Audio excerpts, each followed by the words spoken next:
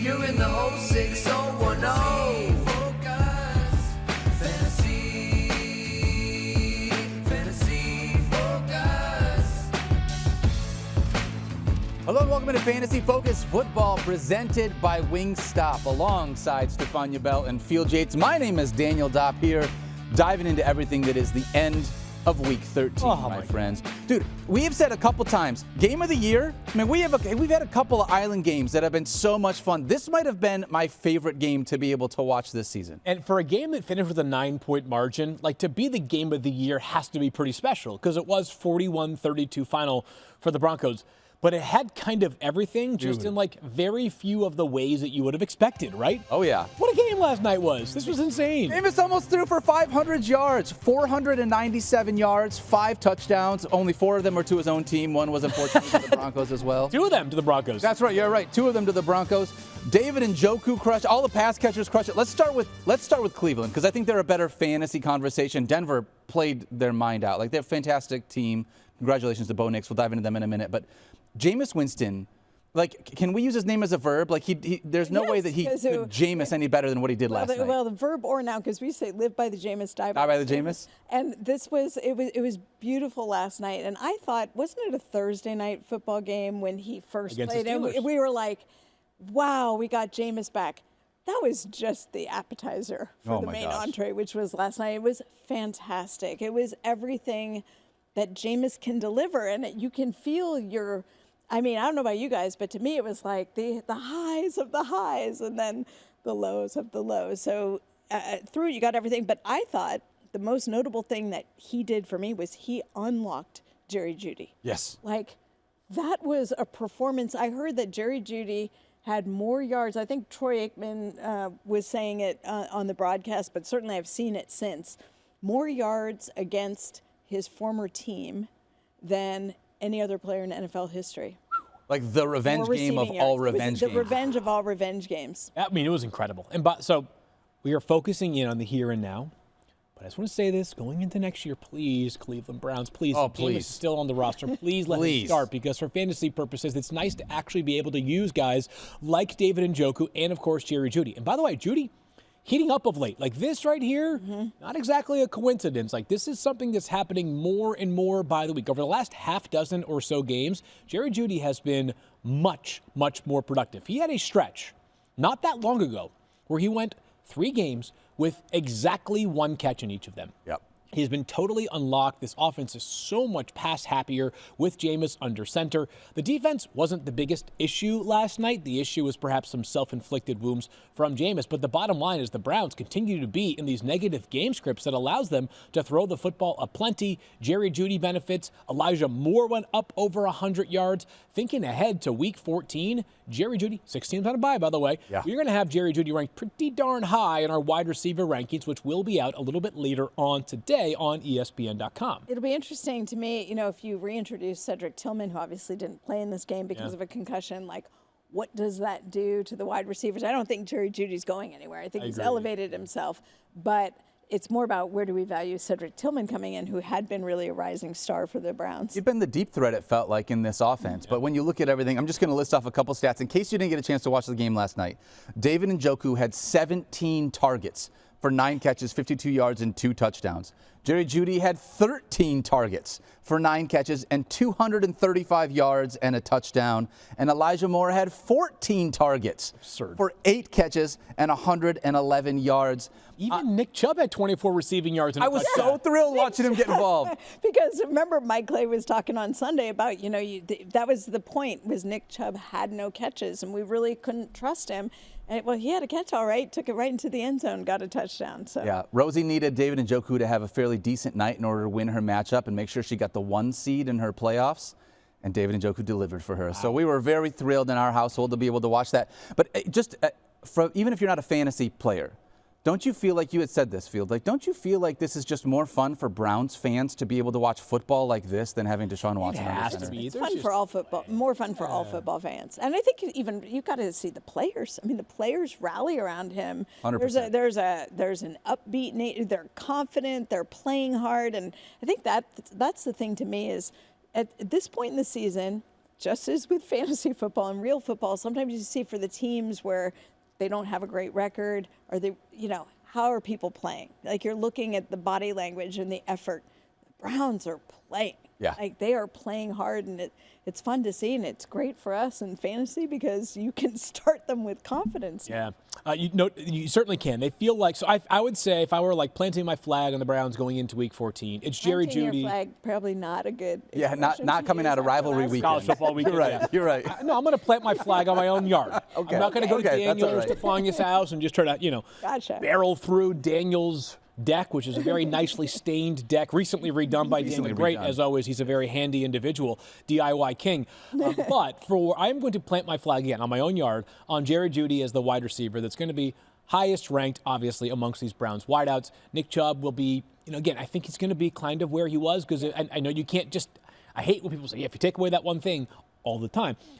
But Nick Chubb, very pedestrian night as far as the rushing was concerned. I do want to hit the Broncos. Yeah, let's talk about it. Because they do go into their bye. But Cortland Sutton was awesome again last night. 6 catches for 102 yards. Marvin Mims has a 93-yard receiving touchdown. That was my favorite play of the night. Yeah, the best throw from Bo Nix. One of the best throws of the season. Absolute dart. Perfect. Bo wasn't great last night. No. He was uneven last night, but obviously does enough to help this team win. And what are we going to, Sean Payton is flat trolling us right now. So Jaleel McLaughlin has 14 carries for 84 yards last night. I'm aware. So early on in the game, the Broncos get stopped at the 2-yard line. They have a chance to go for a touchdown there. They get 1 yard on the first carry, and then Javonte Williams punishes for the last yard. He's in. Touchdown. You're thinking to yourself, maybe it's a Javonte night.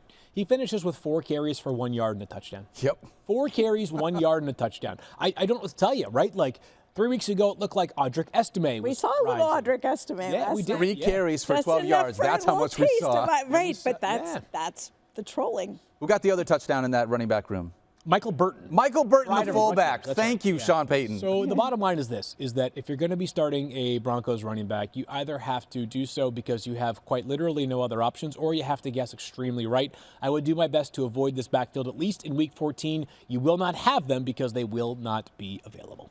Yeah, this was one of those situations where it felt like for Denver, it's really just Bo Nix and it's Cortland Sutton, and there's nobody else. Everyone else is a dart throw. Right? Yeah, the defense. The defense who last night. Absolutely. I'm going to table this for a little bit later on because I want to sort of spell it all out for everybody, and we're going to do so during our Fantasy Focus Show League discussion.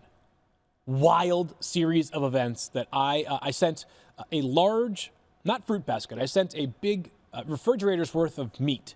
I figure NFL players probably prefer red meat to some fruit. Bananas and plums. Yes.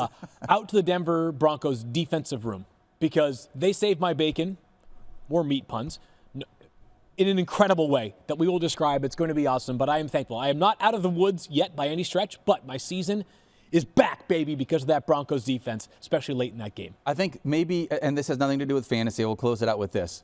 But that 2-play scenario where it went from a 93-yard touchdown pass to a 70-yard touchdown pass seemingly on the very next play to Jerry Jeudy was like the most fun I have had watching football in a minute. It's awesome. Just huge, explosive plays, watching both of these quarterbacks air it out. This is one of those games where I feel like we're going to be talking about at least this performance, almost 500 yards from Jameis for a while. This is one of those best games. From Jameis. Jerry Jeudy with 40.5 fantasy points, leading all wide receivers. Remember yesterday we were like, it's probably not going to. Yeah. It's probably going to be the end of the wide receiver. We probably have our leaders for the week. And then Jerry Jeudy said, no, I'd like a word. Not done. Jameis Winston is doing everything he can to help us fantasy managers if we have any of these pass catchers. You are talked about how Jerry Judy's probably going to be the top wide receiver for you, Field Yates. David Njoku going to be locked in as a starting tight end. Set it and forget it. Don't even worry about it the rest of the season. Back-to-back years. Again, and I don't want this to sound personal because it's not. But back-to-back years, as long as Deshaun Watson's off the field, David Njoku is a star in fantasy football. A bona fide star. 17 targets last night. Just an amazing amount of volume. Go David Njoku. This Browns offense, more fun than I was giving it credit for. Yep, totally agree. All right, when we come back, we're going to dive into a handful of injuries coming out of Week 13 and jump into the Week 14 waiver wire. We'll see you guys in just a moment.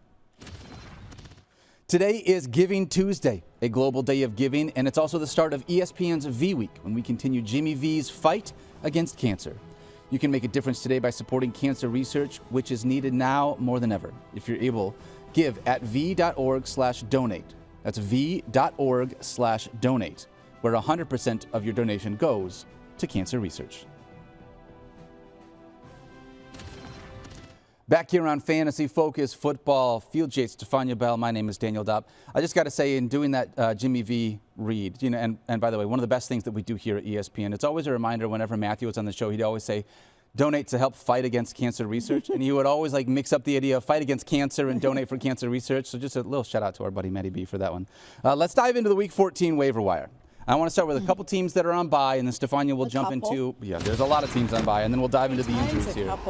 Just in case you did not know, teams on bye this week: the Ravens, the Broncos, the Texans, the Colts, the Patriots, and the Commanders. I think the quarterback position is the position that is hit hardest, it feels like, so far. At least 3 lock-it-in starters are out this week, right? Lamar and Jaden and Bo. And, borderline guys in, depending on how deep your league is. Yep, Anthony Richardson and also C.J. Stroud. Drake May probably hasn't crept up there yet, but boy, that man is ready for a breakout next season. Woo, boy. Talking about him a lot this offseason. And there's so few running backs that are really solid that you can count on for production each week, and you're losing a few there as well, with Derrick Henry being out. Joe Mixon, Jonathan Taylor, who had a nice week. I know. So now that we've... Ramondre Stevenson, you're usable, right? So it's a tough week. Thank you for absolutely nothing whatsoever, NFL. We really appreciate the fact that in the biggest week of the fantasy football regular season, about 20% of the league is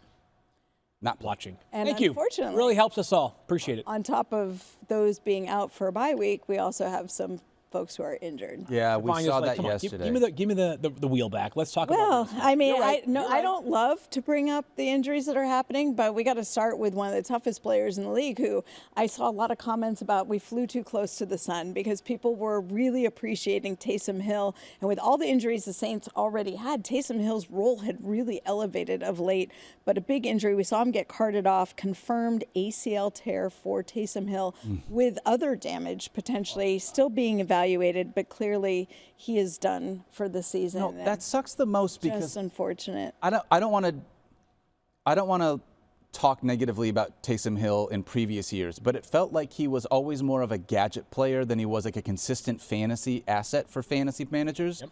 This year, with the last little bit of a run that he's had, it felt like he had actually turned into a guy that we were able to count on, and it was so much fun being able to see this guy that does literally everything on the field. So just a brutal injury, unfortunately, for also Taysom in the way that the Saints have been playing of late in the last few weeks, and I think it really had turned around the vibes for that team. 100%. So.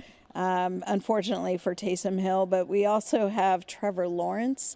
Again, if you saw him, we heard today about a suspension related to the hit that he took. He's in the concussion protocol. Now, it's nice to say that Trevor Lawrence put out a tweet and thanked everyone for all the support and said that he's feeling better, and you always like to hear that. But you have to wonder here if we will see Trevor Lawrence again. Agreed. Because he had a shoulder injury, his non-throwing shoulder, a significant AC joint separation. There was a question about whether he should try to play it out. There was even conversation about potential surgery, which who knows if that's still in the mix as something that could happen. But when that was the debate, and then you suffer an injury like this, it does make you think potentially that could be the end of Trevor Lawrence's season, but we shall see. Yeah, that's really unfortunate. Nothing definitive yet. All right, we'll talk about his backup quarterback in just a little bit. Stephania, unfortunately, let's keep things rolling. Did I see that Ladd McConkey got hurt on Sunday? You did, and if you've been watching any of the Jim Harbaugh pressers to reporters following a Sunday game, the reports when it comes to injuries, you pretty much know the quotes already. Ladd McConkey, quote, working through some things. Will he practice this week? Quote, we'll see. That's your information on Ladd McConkey. So I can't help you out much there. Jim Harbaugh makes it a point of not really saying anything about injuries, not even unless he's asked about a player, then he'll say something along those lines. So we will see. Watch your practice reports this week to see if Ladd McConkey is available. It feels like Jim always puts on a master class and just being as vague as possible. Yeah, with Belichick out of the league for this year, someone's got to take it over. Someone's got to do it, and I am more than capable, because Jim is truly one of a kind. Yeah, he really is. All right, we're going to hope for the best for Ladd McConkey. We'll continue to watch. It's definitely something to watch because he's been on the rise lately. And again, with all the other teams on bye, I would say, obviously, if you have waiver choices to make, if there's somebody to scramble for, plan accordingly and then hope for the best. All right.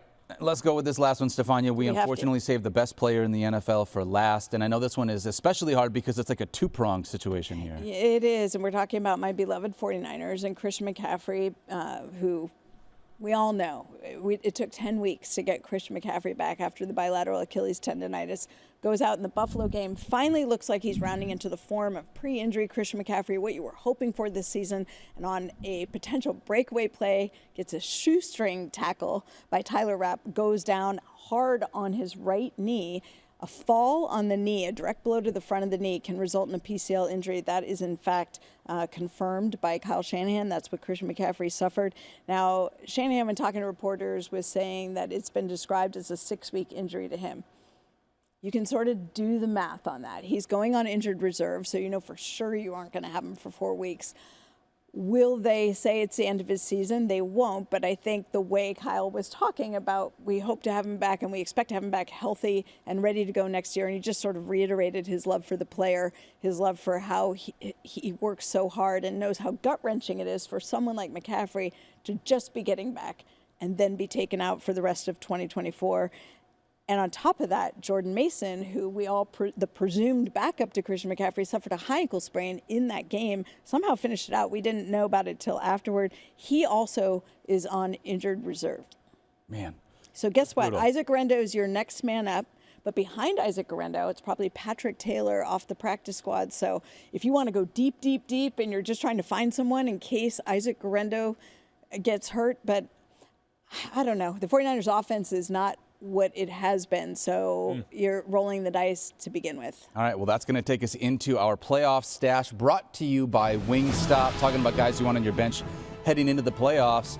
And Field, Stephania just mentioned it. I mean, Isaac Guerendo, the next man up in that backfield. We've seen him a handful of times this year, and at times he's looked really good in this offense. It just depends on what you're going to need, but available in almost 99% of fantasy. He's a must. This is the rare Week 14, whatever fab budget you have left, spend literally every last dollar. Is there a chance that Isaac Guerendo is not as effective as Jordan Mason was early on in the season, and he's more like Jordan Mason in his last 3 full games as the starter, in which he had under 10 fantasy points in all of them?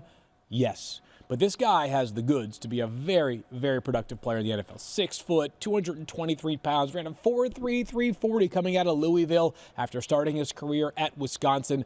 A lot of time on the bench because he was playing behind some stars in college football. So not a lot of tread on the tires. It's a good thing here for Isaac Guerendo. He can absolutely scoot. He had that big, long 87-yard run earlier on this season. As we know, it has traditionally been a very fantasy-friendly offense. So Guerendo is the priority if you're in a league in which you have the capacity to hold onto your waiver spot until you want to use it.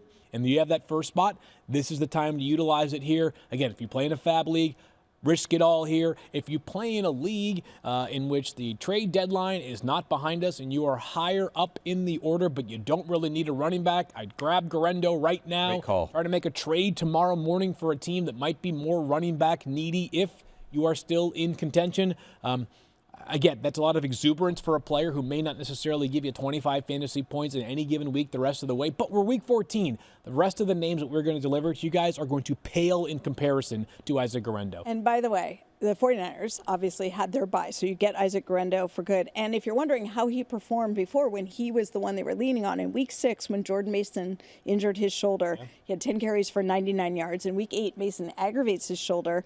Guerendo goes 14 for 85 with a touchdown with 3 catches for 17 yards. So he has proven it to them, meaning they will trust him. All right. So both of these guys are going to be out, unfortunately, with CMC and Jordan Mason for at least 4 weeks because they've been placed on IR. That would take them up to your first time you could play them would be Week 18 if you have a championship. So if you guys had either of these two, comfortable dropping them? Yes. I mean, most leagues that I play in end in Week 17 anyways, Right, but if you do play in Week 18, I just don't think you're going to see Christian McCaffrey this year. Yeah, I don't either. I mean, The only scenario, if they went for a crazy run, somehow made it to the playoffs, somehow we're looking at late playoff, maybe, but it's really, I don't think the team's even thinking that way. They're just focused on him getting healthy. Right. Agreed. So grab Isaiah Guerrero, and you can drop, unfortunately, CMC and Jordan Mason.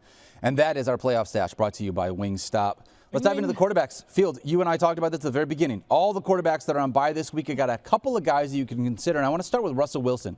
After a 400-yard game this week, he's got a pretty good matchup moving forward as well. And he has had a couple of decent games since he came back as the starter. He started 6 games for Pittsburgh now. He has 2 or more passing touchdowns in 3 of them. He has 3 or more passing touchdowns in 2 of them.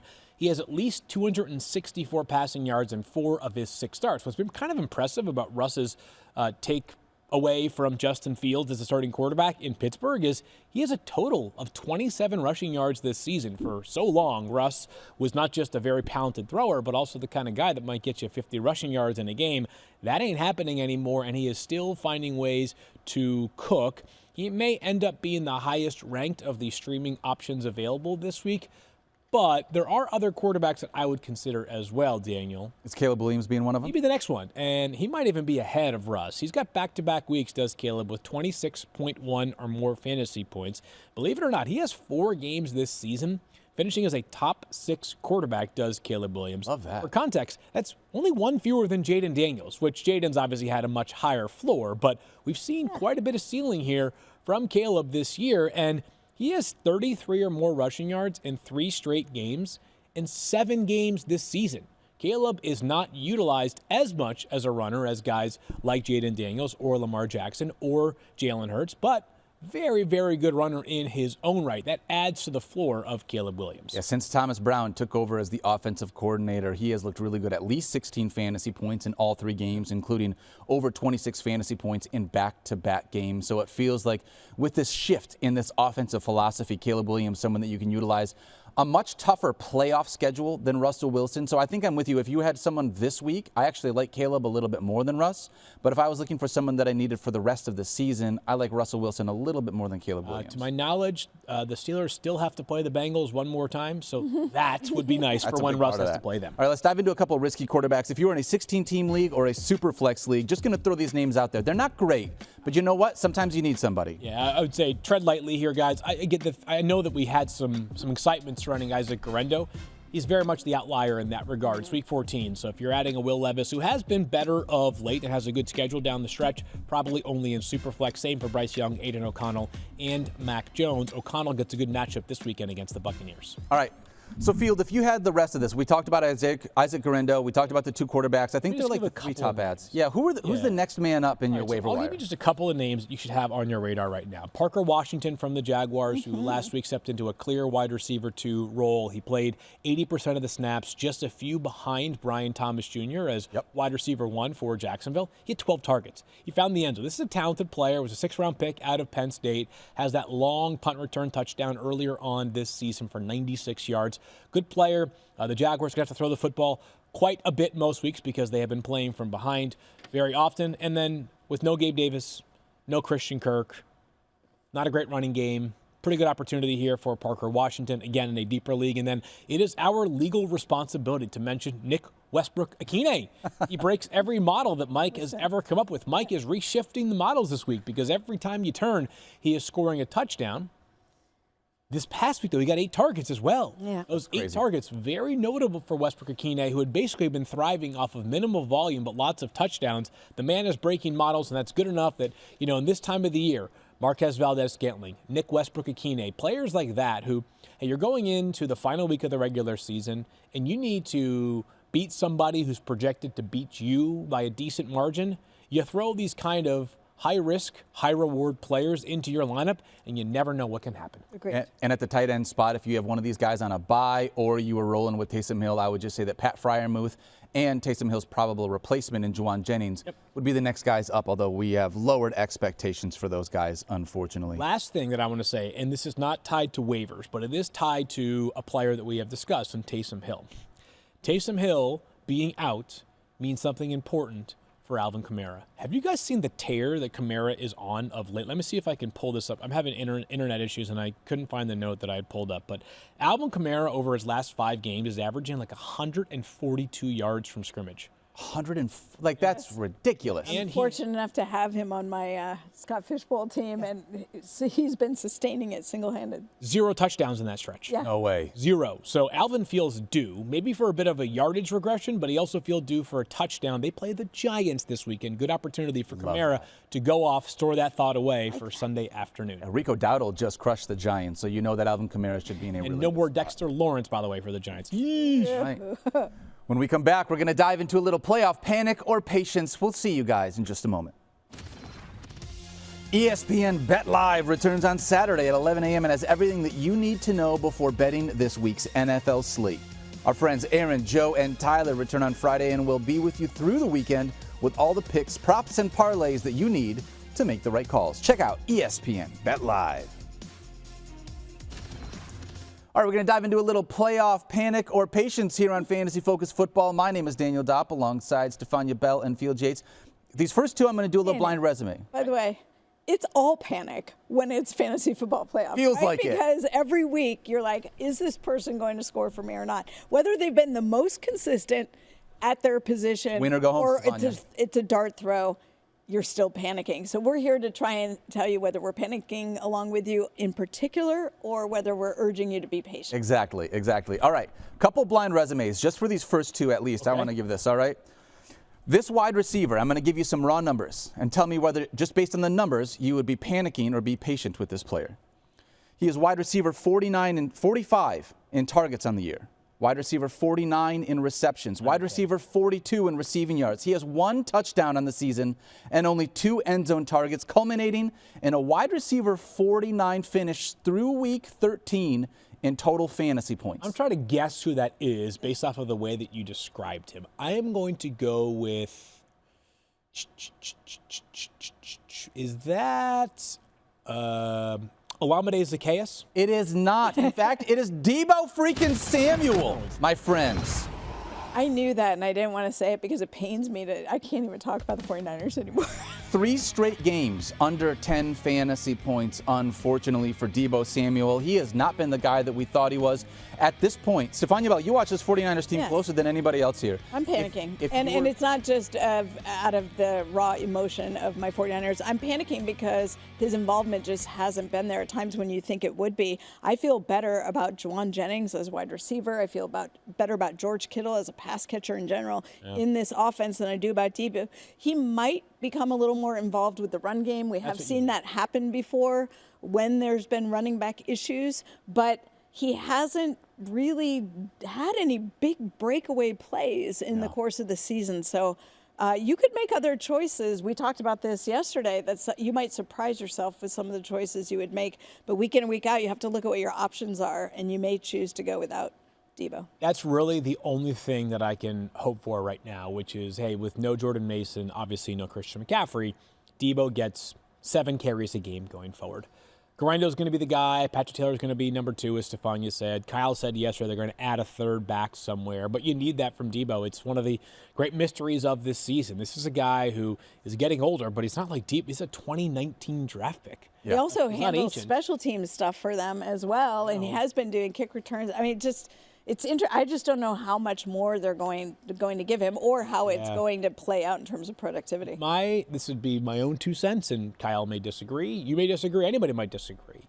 The urgency needed on offense supersedes the urgency needed on special teams. That I would be. We all agree. Yes. Yeah. I don't know if it will happen that way, but maybe they will use Patrick Taylor on special teams. Yeah. Whoever, I don't know who they, whether it's whatever. Jacob Cowing can return kicks. Like, they've got players that I think can, like, your replacement cost is cheaper at that kick return spot than it is on offense. They got to get Deebo going. Been saying this forever. But I'm very panicked on Deebo Samuel. I've been talking about this for a month now. It's been a rough stretch. We need to see more from Deebo. I am very panicked to the point that he is outside my top 30 in wide receiver. I was going to say, right now, he is the ultimate test of your nerves if you have to start him. If this is either the last week of your regular season and you're trying to make that playoff push, or if this is your first week of the playoffs, he's so difficult. I am also panicked. I do still feel good about Juwan Jennings, though. Yes, yeah. I mean, he's been doing stuff in this offense, unfortunately, which is not unfortunately. Fortunately, he's been doing stuff in this offense. He's taken over what feels like that number 1 wide receiver role. No more snow games for the 49ers, so we got that going for us. We do. All right, one more blind resume here. This guy is wide receiver 3 in targets, wide receiver 5 in receptions, wide receiver 14 in receiving yards. He's wide receiver 11 with 5 touchdowns, and he's 11th amongst the position in end zone targets, which culminates in a wide receiver 7 finish after week 13 in fantasy points. Just based on the numbers, that feels like a guy I would definitely have patience on. It does. That guy is Garrett Wilson. I feel badly about that. After I say the name, it feels like you feel a little bit less good about it because those raw numbers are really great. But again, you look at what he's done recently, 3 straight games again.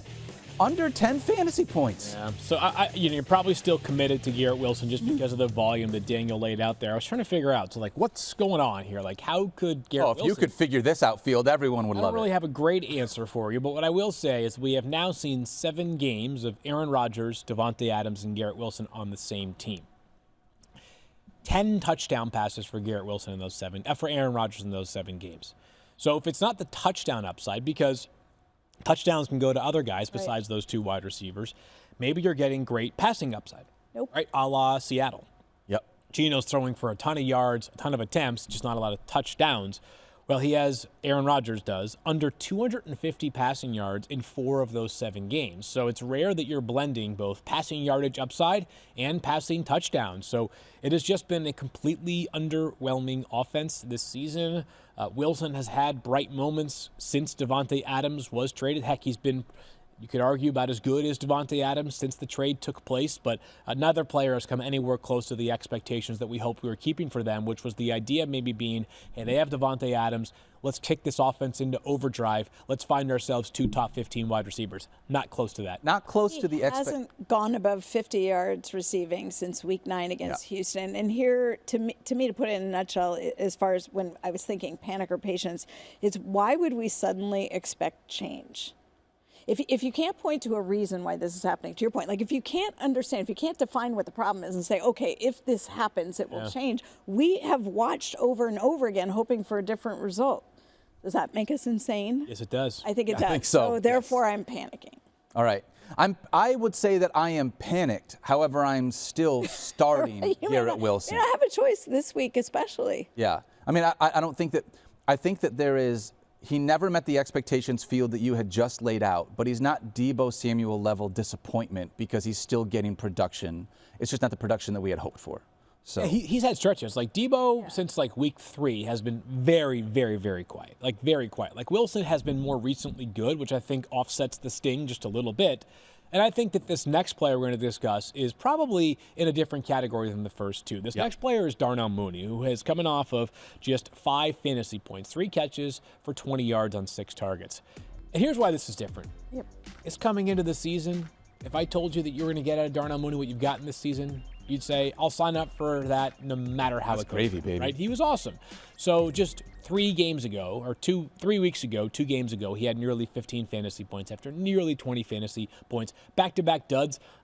Here's the wake-up call. This is what we're going to find out. Like, I don't think this has anything to do with Darnell Mooney, obviously. This is not a way that this offense is functioning. It's, is Kirk Cousins going to wake up or not? 100%. And Kirk Cousins in this team finds itself now tied with the Bucs, although they do have a decisive edge because they swept the Bucs. You guys may recall that Kirk Cousins turned into like Tom Brady and Patrick Mahomes blended into one when he threw for 9,000 passing yards in 2 games against the Buccaneers. But they have no margin for error. They got to get it going. Yeah. Kirk Cousins cannot be as terrible as he was this past Sunday. So I am patient on Darnell Mooney. I still feel pretty good about he and Drake London, who London last week mashed with targets. He had 9 catches for 83 yards. Right. And I also think, like, if Kirk Cousins doesn't throw 4 picks, we have a different Darnell Mooney production day. So. Yeah. Boy, doesn't every team in the NFC just wish they could play in the NFC South right now with how no one just wants to take control of that division? All right, let's talk about another running back here. DeAndre Swift. I mean, this dude has been top 20 in basically every single category you can look at as a running back. He's running back 21 in fantasy points per game. But 3 of his last 4 games, single-digit fantasy points, unfortunately. And I've been disappointed. Since Thomas Brown took over as the OC, only 7 catches in 3 games. That's just not materialized, unfortunately. And based on Mike Clay's strength of schedule, second hardest schedule the rest of the way. He gets the 49ers this week, which is great. They give up the 5th most fantasy points to running backs. But then he goes back-to-back against the Minnesota Vikings and the Detroit Lions, who are 2nd and 3rd hardest against running backs. So I'm panicked a little bit here. Yeah, I would say like moderately panicked, and here's the reason why. For Week 14, again, you mentioned the good matchup. There's 6 teams on a bye. On top of that, we've been sitting here like it's almost like you can't have 2 emotions at the same time, because one thing we have been praising the Bears for is we've gotten more from Keenan Allen. We've gotten more from DJ Moore. So it's almost like this offense is not talented enough yet, or not well-oiled enough to have both things happening at the same time.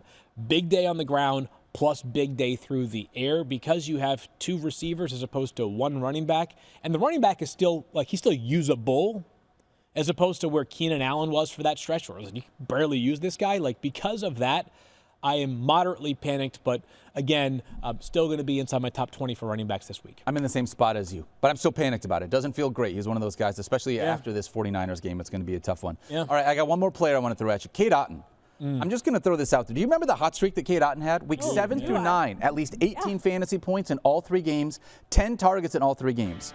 He has more fantasy points in that 3-game stretch than the rest of his 9 games combined this season. Surprised. So a couple things have happened here, obviously. 1, Mike Evans came back. Most importantly, Mike Evans came back.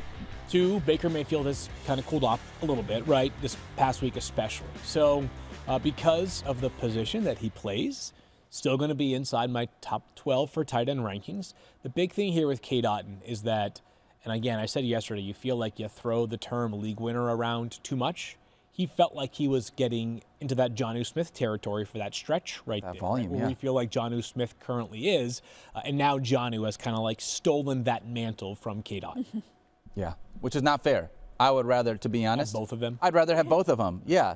The thing is that we want everybody to be great, which if we wanted everybody to be great, it kind of reminds me of what I talk about with golf. And to be clear, not a great golfer, all right?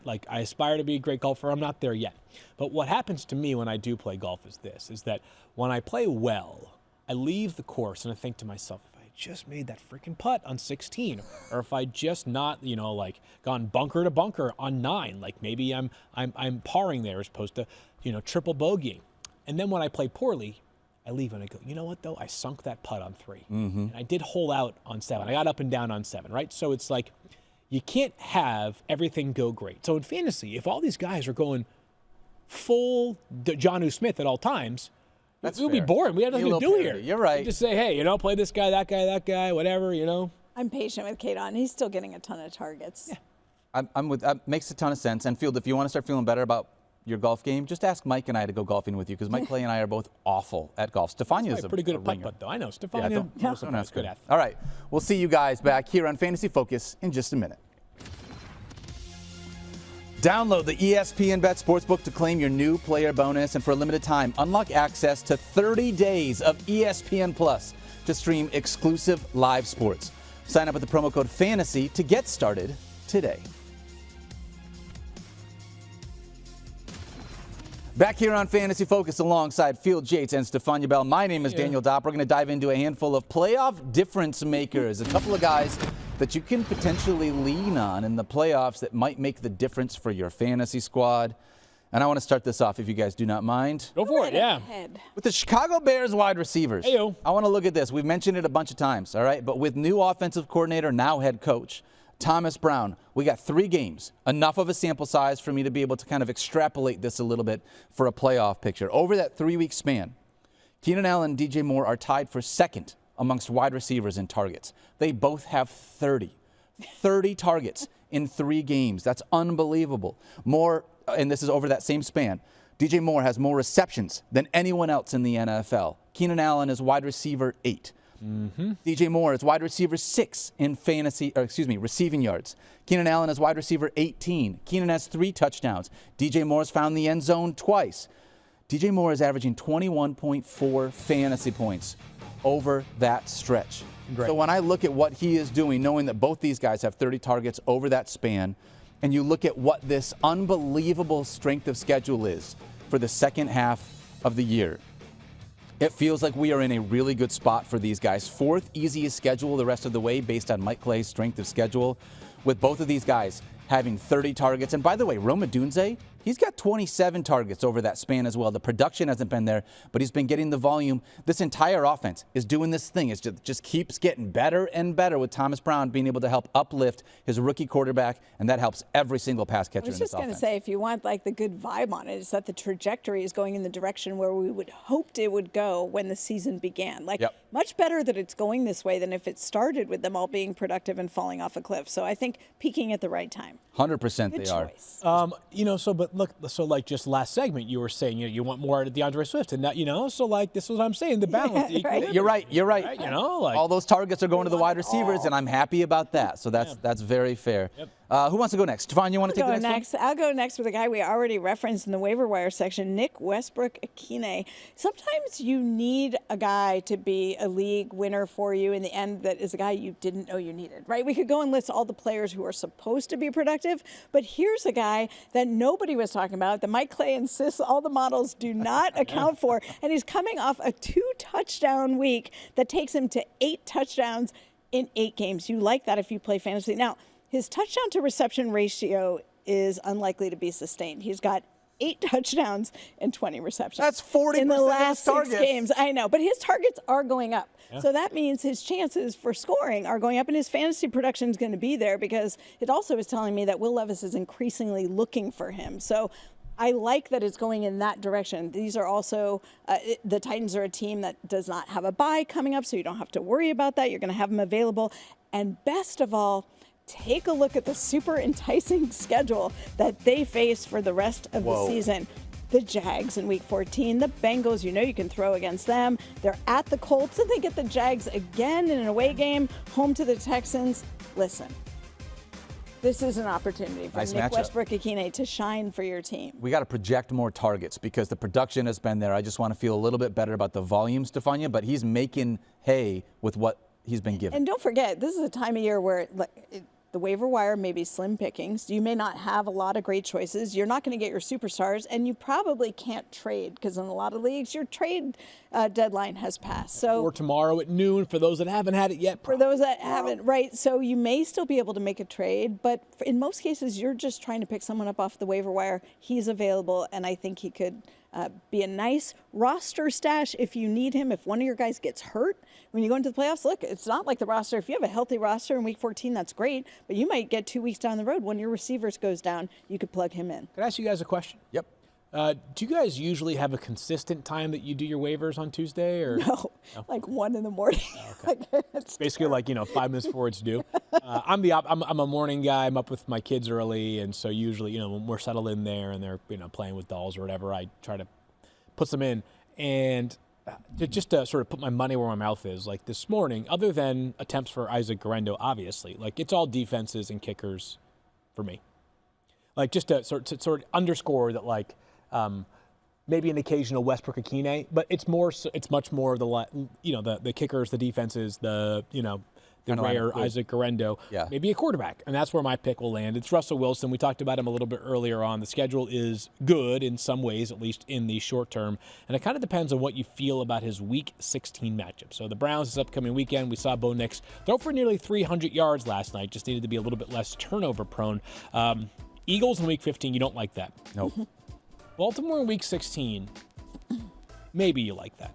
Right, because we have seen Baltimore really struggle this season, but they played the Steelers to an absolute, that was a pitcher's duel when those two teams played. Pittsburgh won that game with 6 field goals. Kansas City in Week 17, Christmas Day. The Chiefs, that team, not playing as great a defense of late, and if you go to Week 18, they play the Bengals, you love that. So Russ certainly has a chance based off of matchups, based off of how he has performed. We just talked about it earlier on in waivers to provide you some boost there at that quarterback spot. But in order to get to the championship, you're going to have to kind of figure it out for those 2 weeks, Weeks 15 and 16, when he goes Eagles, Ravens, both on the road. Let me ask you this question. I think all of these are great choices here. Field, you mentioned defenses and kickers. Last week, we were kind of promoting, hey, the Bucs have a really nice schedule, and then they almost lost to the Carolina Panthers. Is that because the Bucs are bad, or because the Panthers are doing that thing that you talked about yesterday? They're just playing with this fire. Yeah, they're playing better for sure. The Bucs defense leaves something to be desired also for sure, right? That being said, for defenses, and I want to I'm going to talk about this more in our next segment because it is just wonky how defensive scoring works in fantasy football. Like, you're just hunting. To me, I'm hunting sacks and I'm hunting turnovers. Turnovers, much harder to predict than sacks, but I'll still take my chances based off of Tampa's schedule down the stretch that they can cobble together a couple of 10-point games. Yeah. All right. Well, we'll talk about that more in just a little bit. When we come back here on Fantasy Focus, we got a little bit more here for you. We'll see you guys in just a moment. You know, the best part about ESPN Fantasy is you guys, the fantasy football community, and we want to make sure that we are always answering your questions. So head on over to Twitter to use the hashtag FFNow to drop in your questions to potentially be answered on Fantasy Football Now on Sunday morning. Use the hashtag FFNow and tune in this Sunday on ESPN2 at 10 a.m. Eastern to see if your question can make it onto the show. Back here on Fantasy Focus, alongside Field and Stephania, my name is Daniel Dopp, and we're going to dive into the good vibes of the week. Yeah. We got one guy that we're going to dive into. I mean, there's a handful of people we could talk about. A lot of good vibes that came out of this week. I know there was a lot of negative vibes, but you can always find some really good stories to be able to be excited about. And I've been really pumped, man, this last week watching Adam Thielen. Old man Adam Thielen, who's 34 years old, come out here and do 8 for 99 and a touchdown. This one-handed catch, if you're watching our YouTube stream, it was unbelievable watching him make this. They're going to win the game shortly after this. I did too. They had an attempt on a field goal to win it, and they ended up. Look at that. Look at that form. I mean, listen. That's a guy who basically tore his hamstring earlier in the season. And he almost had another catch in the back of the end zone, was bobbling it around like it was a shuttlecock back there. Like, it was just one of those situations where, like Adam Thielen. Yes, Field Yates? Shuttlecock. Yes. Badminton. Spatchcocking. Yeah, so we have. You know what? Interesting vocabulary on this show of late. I think maybe we're going to try and... You guys have elevated to more than one syllable. It's I wonder if, I don't know, not to make this about college football, but do you guys think that the South Carolina Gamecocks deserve a spot in the top 12 tonight? That's a great question, Field Yates. Okay. That is a great question. But by the way, I mean, I want to say this. Good vibes. 34-year-old wide receiver that was hurt, like you had just said, Stephania, being able to come out and be an incredible veteran presence for this Panthers team. Awesome. And Bryce Young specifically. It's been so cool. I do not know how much longer he's going to be able to play at this level. He'll be 35 by the time that we play football again next year, but this has just been great to see him. I can't wait till the offseason, so I'm going to make a whole dossier of all the people that Mike Clay said were too old to play football. I love it. Yes, Stephania. And we're going to go through all the running backs and wide receivers, and we'll leave the quarterbacks out of it because, you know. It actually feels like the only player that actually aged this year was Justin Tucker.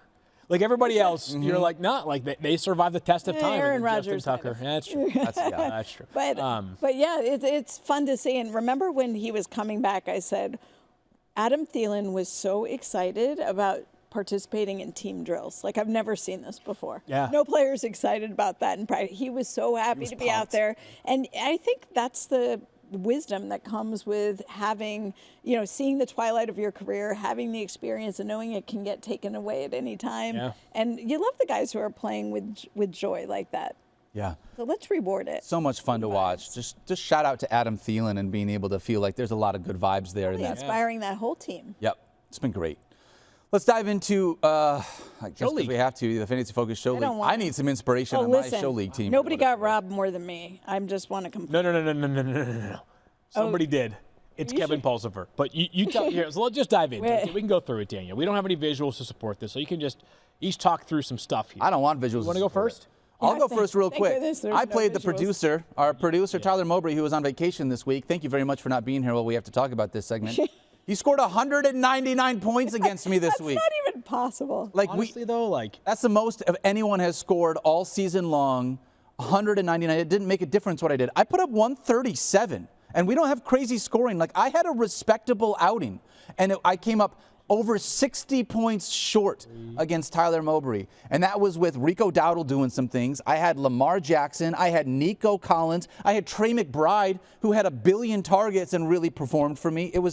It's just one of those things where sometimes you come up against a buzzsaw, and that's how it works. I think that my playoff run is almost over. I don't think that I have a chance to be able to make it, but Actually, you do. We'll talk about that in a second. Do I? Okay, all right. According to the projections, you have a 55% chance to make it. Yeah, but I know who does those, so I just try not to lean into that. You tell your story, Stephania, and then I'm going to get into the wild ending that took place in my matchup. I just want to know if there is a bigger underperforming team in the universe than mine this week. So my quarterback, Bo Nix, who's been on fire, produced 12 fantasy points. That was kind of a highlight. Derrick Henry with 14. A highlight of 4. I'm not kidding. And then Christian McCaffrey, we know what happened to him. I can't even be mad. I'm just sad. Cooper Kupp, 4.7. What?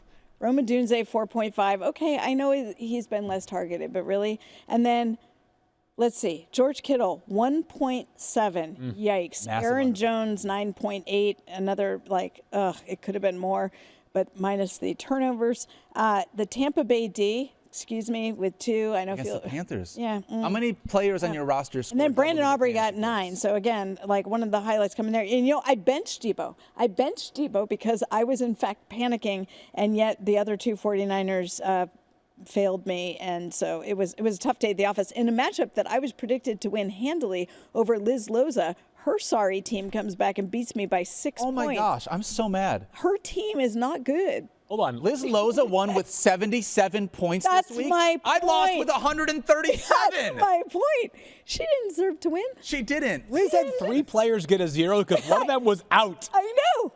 She played the Chiefs kicker in both the Fantasy Focus and the Fantasy Football Now League and won both matchups. This is where fantasy karma did not do its job. Why? I mean, why? Why did I deserve to unbelievable. lose that game? And I was doing well, and now I'm worried about my playoff status. Well, you should be, because you and I just realized this. But I shouldn't be, based on how I was performing earlier in this season. All right, well, I feel bad saying my story now because Yeah, I'm like, I got something positive. Remember how you tried to dominate and say, oh no.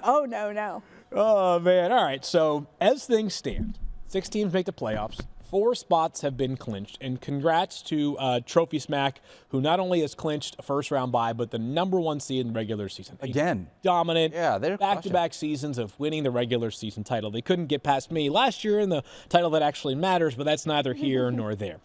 Producer Tyler in. Jackson Agello in. Mike Clay also in. The #2 seed in the first-round bye up for grabs.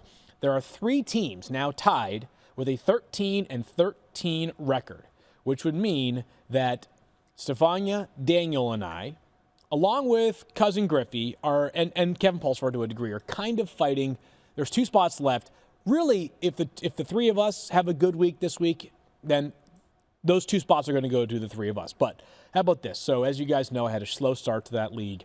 Going into last night's game, I was down by 8, 7 and change. I needed 8 from the Broncos defense to win that game. Okay. My matchup with Kevin Pulsifer. Yep. Mm-hmm. Kevin Pulsifer, at some point during that game, obviously the early pick 6, I'm thinking to myself, we're good, we're in the woods now, because in our league you get 6 points for an interception return for a touchdown. In the woods or out of the woods? I think whatever, you're out of the woods. I'm out of the woods. Okay. I have a 6-point interception I was going to return let it for a go, touchdown. Daniel. He's I'm telling sorry. a story. I'm but not you had a to go in there. wordsmith. Level set here. I need 8 points. I get the pick 6. That's 8 right there. 2 for the interception, 6 for the touchdown as well. In this league, however, if you allow more than 30 points, you lose -1. If you allow more than 550 yards, you lose 7 points. So prior to the pick 6, with I've never been that bad. a couple minutes to go, the Broncos intercept Jameis Winston, as everybody saw last night. And the defensive player could have he actually fell to the ground as he intercepted. He could have just stood there. He could have just said, game over, because all we have to do is take knees at this point. Once he realized there was no one around him, he picks up he keeps moving, and he ends up returning it for a touchdown. That touchdown obviously gets me 6 more points. I win by 5.16 points over Oh my Kevin gosh. Pulsifer. So that, All because that of that meaningless decision. interception for a touchdown. I get the win. So now it's you, me, and Daniel all Wasn't at meaningless 12 to and Denver. 12. So this upcoming week, Yeah, you know who's playing each other this week? Yeah. Daniel and Stephania. Side eye over there. Wow. So You're that means predicted to that- win, but I still have McCaffrey in my lineup. I haven't done my magic. You can leave him in there. You can Wow. play him. That's fascinating. So just of note here, if the 3 of us tie for that last spot, You guys are going to end up getting in over me because I am definitely not going to win the points race. And in this case, it would be a points force. So I basically need to sweep Mike to get in because neither of you can go 0-2. But you now have Justin Jefferson. I do, and I'm playing Mike. You guys decide. America, you decide. Let me let America decide. Do you want me to beat Mike Clay, yes or no? You guys decide, because, I was thinking about this. Success is born from opportunity, right? Great success is born from great opportunity. I have a great opportunity here. So, Mike, you're probably not listening to this, but if you are, if you don't want to set a lineup this weekend, that's fine. You know why? Because even if you do, you're not going to win. I will be beating you. My team is motivated. We are ready. Justin Jefferson, T. Higgins, we're ready to go off this upcoming weekend. Jawan Jennings, going off. Justin Herbert, bounce-back game on Sunday Night Football. Watch out, Mike Clay. My team is coming. We're like Deion Sanders. We're coming now. You better watch out. Here comes my squad. I'm going to be without two huge players in Lamar Jackson and one of my main wide receivers, which means, you know what I'm going to do, Stephania? I'm going to spend $86 of my budget on Nick Westbrook-Akine to play the guy that you love so much so that I can win. Do you have more than $86 in your fab? I'm not telling. Isaac Guerrero also available. Yeah, it's just. Well, I'm going to do. Come on, Stephania. I've already put my claim in. It's not even fair. I mean, let's be honest. So we make the trade, right, that everybody looked at, Christian McCaffrey for Justin Jefferson. But I, being smart, I had Jordan Mason as the backup. Because I was going to Everyone knows you need the backup to the backup, though. Well, apparently you need the backup to the backup. That's so tough. I think Mike, his team is okay. I've seen better. Honestly, Stephania, you and I are both hoping that Mike wins, and then regardless of what happens in our matchup, we both make the playoffs over Field. There we go. This is the only time I've ever been on Team Mike Clay. You can't have that happen because Griffey could go 2-0, and if he does, and he outpaces you by a decent amount, Daniel, then if he goes 2-0 and you go 0-2, then you're out. Yeah. So. And Griffey's so nice we can't. Or Pulse for that matter. So honestly. This is where it comes down to. I love these playoff conversations for what it's worth. That's going to be so much fun. We all have we'll the same problems. Yep. Make sure you get your waiver claims in tonight. Problems. Yeah, we do. All right, we're going to close this out when we come back here on Fantasy Focus. We'll see you guys in just a minute. A reminder to download the ESPN Bet Sportsbook to claim your new player bonus and for a limited time unlock access to 30 days of ESPN Plus to stream exclusive live sports. Sign up with the promo code FANTASY to get started today. Back here on Fantasy Focus, my name is Daniel Dopp alongside Stephania Bell and Field Yates, and we are going to close this thing out. Guys, this has been a very fun Tuesday show for what it's worth. We're going to be back tomorrow, Week 14 rankings. Obviously, Mike Clay is going to be here with us. 6 teams on a bye, like we've said a bunch, so we're going to see what that's going to mean for our rankings. We'll talk through how you approach the second bye-mageddon of the season. Stephania, is there any truth to the rumor that you're flying down to New Orleans to try out for a wide receiver tight end position? No, I will put a stop to that. Okay. I know it's something that's been heavily discussed. It has been. Any truth to the rumor you're heading to the Bay Area for a running back tryout? That might happen. Okay. You still squatting 4 1/4? I'd probably get hurt. I would just add to their injury woes. It would not be good. It would not be pretty. I might go out there for moral support, though. Why not? They need Why not? They do need a visit. I didn't go to training camp this year for the Niners because guess what? They were healthy. You know what? See? It's like the reverse curse. The reverse curse. Yeah. The reverse I can't believe that. Usually it's the other. No, I'm very sad. I love my Niners. Well, make sure you get in all your waiver claims. Obviously, with all the injuries that we talked about today, there's a lot of people you need to make sure that you have lined up for the end of your regular season here in Week 14. And we're going to be back tomorrow. And a lot of things can happen. Like, do not give up. Do not give up. I think I saw, we got a tweet. Like the Browns or the Panthers. Yes. Inspired fantasy football to close out your Exactly. And also, if you are out of the playoff race, don't add anybody off of waivers because you're not playing for anything. Leave those for people that have something to play for, my friends. At least that's how I feel about it. All right. That's going to do it for us here on Fantasy Focus. For Field Yates and for Stephania Bell, my name is Daniel Dopp. Today's show is presented by Wingstop. Come check us out tomorrow for a Week 14 rankings show with Mike Clay. See you then. Don't forget to love each other. Be kind to yourself. Get your waiver claims in, and we'll see you guys tomorrow.